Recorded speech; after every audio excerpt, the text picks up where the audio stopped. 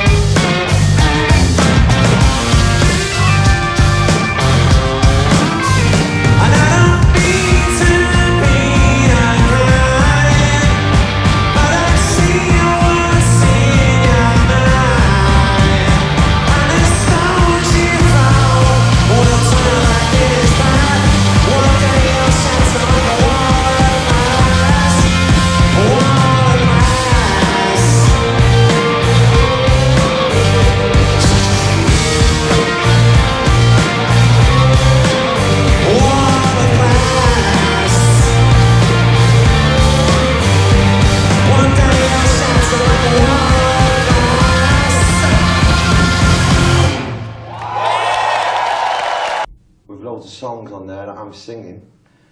And that's it, it's just an album full of songs that I'm singing. Who knows whether we're doing another one. It's not a project, certainly not a project. It's beyond a fucking project. It means more than a project.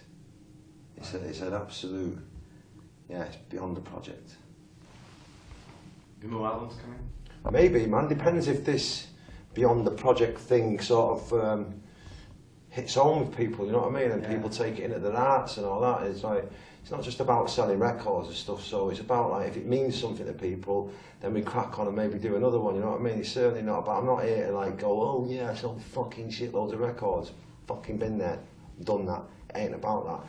It's about the stuff that you do that actually means something to people, you know what I mean? And they take it into their lives, and then, you know, it turns them on, it makes them go and join a band, or, you know, it's got to mean something, man. If it's not meaning anything, there's no fucking point of me doing it, there's no point of me pretending to do it, you know what I mean? Yeah.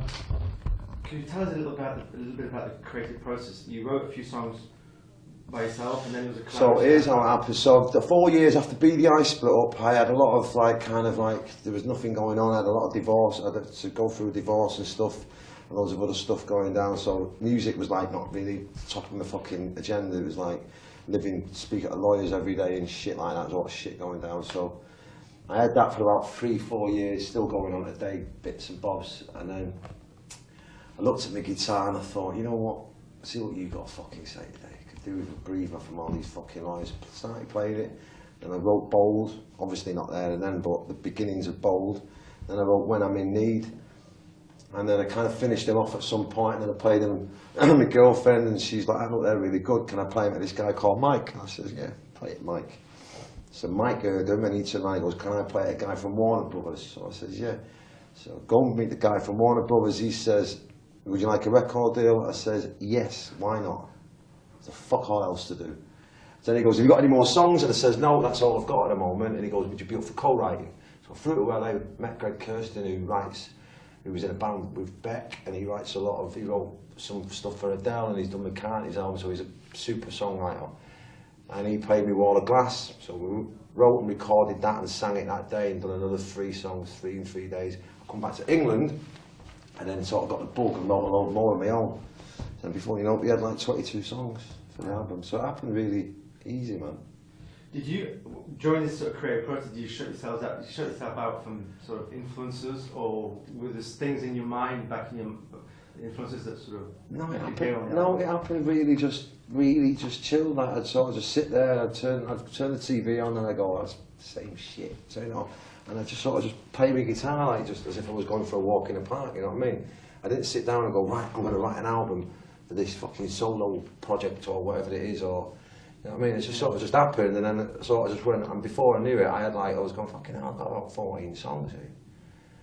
You know what I mean? And then like, it sort of just happened, you know what I mean? It sort of, I didn't sit down and lock myself away and try and get my inner John Lennon vibes going down, or Ray Davis. It just fucking sort of just happened, you know what I mean? I wish I could say something more like, you know, a lot of people probably sit here and go, oh yeah man, I went to fucking India, man, and I just met this fucking like guru, and he was like, oh I'm fucking gay, and I smoked this spliff, and I had all the acid, and then all these fucking songs, like, didn't happen like that, I'm afraid, because I live in the fucking real world, kids. You never described yourself as a songwriter? No, I don't. Do you now? No. What's it going to take for you to become? Well, I don't know, mate, you know what I mean, I don't know, but I do, obviously I've wrote a couple of songs, you know what I mean, over the years and that, but when I look in the mirror, I just see myself as a fucking good-looking fucking rock and roll singer, you know what I mean? He was a bit of a nutter, and who, you know, that's it. I couldn't give a flying fuck if I ever wrote a song ever again, you know what I mean? There's lots of other great songwriters out there that are desperate for me to sing on their songs, you know what I mean? So it doesn't really matter, you know what I mean? Like 4 years ago, I didn't have any songs, and then all of a sudden, they just come to me, you know what I mean? I just believe they come from the universe. And I've been good at rock and roll will be good to me, you know what I mean? So I just don't think about it. Whereas a lot of songwriters going, oh, God, fucking hell, if I don't write another fucking song, God, I'm going to have to fucking blow my brains out. Give a shit, mate. I'm a singer. I'm a fucking good writer. You said rock and roll saved your life. Yeah, without Was this a kind of, would you describe this creative process as a bit of therapy for you too? Yeah, I mean, obviously I've had a lot, you know, people turn around and go, what are the songs about? I don't really know, but obviously I live on the edge, you know what I mean? I live an interesting life and I get myself into some stupid situations every now and again, you know what I mean? So obviously the stuff that goes on in my life will go into me, go into me, and subconsciously it will come out, you know what I mean, through the music. But I never sit there and go, right, I'm going to write a song about my divorce, or I'm going to write a song about how I fucked, you know, I've messed a few of my kids' lives up and all that. Not completely messed them up, but like broken, you know, the homes up and all that tackle. So if I was going to do that, it'd never really happen, you know what I mean? So, but I guess they kind of do come out subconsciously, you know what I mean? So it's a lot of your last few years of your life. Yeah, I think so. Yeah, I think it definitely is. They're definitely in there without a doubt. You know what I mean? Without a doubt. But I've not sort of on purposely sat down and go, right, I'm going to write about that stuff. It just happens. Wasn't a painful process? It was kind of. No, man. It was so not painful at all. It was fucking well easy, man. All them people that sit there and go, this solo record I've just done, man. It's just like it's nearly sent me over the edge, man. You know what I mean? It's like I really dig deep in my fucking heart and soul, and like, if you guys don't fucking buy it, man, I tell you what, I'm just gonna blow my brains out and shit. I'll jump off a bridge. Fuck off. You know what I mean? Do you know what I mean? Yeah. Fuck off. Don't, you know what I mean? Come on.